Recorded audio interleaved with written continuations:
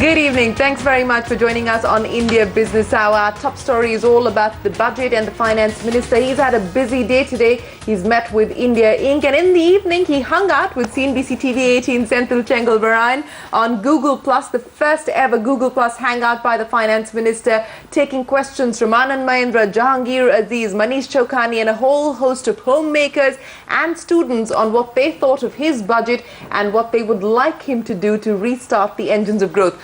The finance minister on Google Hangout coming up for you in just a bit, but let's get you what he had to say to industry this afternoon. Now, after presenting the last budget of the UPA2, it was P. Chidambaram's turn today to explain the proposals to India Inc.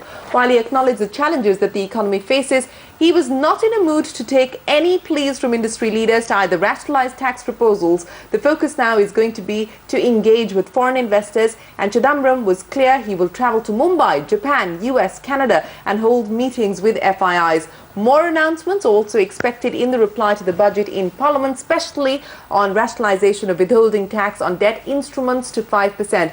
So here's P. Chidambaram with India Inc. We are willing to play fair, but everybody must play fair. The game can only be played if everybody observes the rules. It's a loud and clear message from the finance minister. If you don't pay up your tax dues, be ready to face the taxman. After all, Chidambaram has promised to keep the fiscal deficit at 4.8% of GDP for FY14, and without adequate revenues, it will be impossible to bridge the deficit. In fact, at the industry interaction, the finance minister shot down pleas for reconsidering tax proposals, be it on SUVs or even the minimum alternative tax.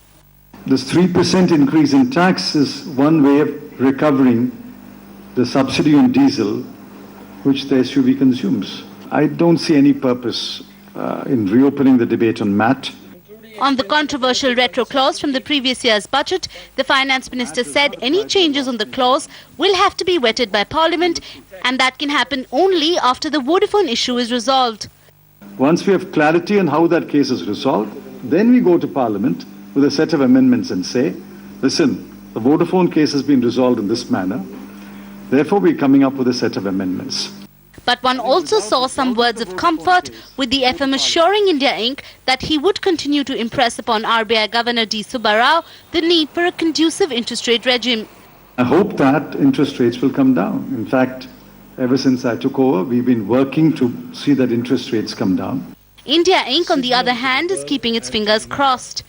We would like you to consider offering the investment allowance at 15% for all projects that involve investment in plant and machinery of a minimum of rupees 10 crores for 2 years, as against the 100 crores indicated in the budget. One of the things was this new section which has come where they have power of arrest. We have said that should be definitely taken away. All eyes now on the reply of the finance minister to the budget speech, as well as the finance bill, where he is likely to incorporate changes that the Indian industry has suggested.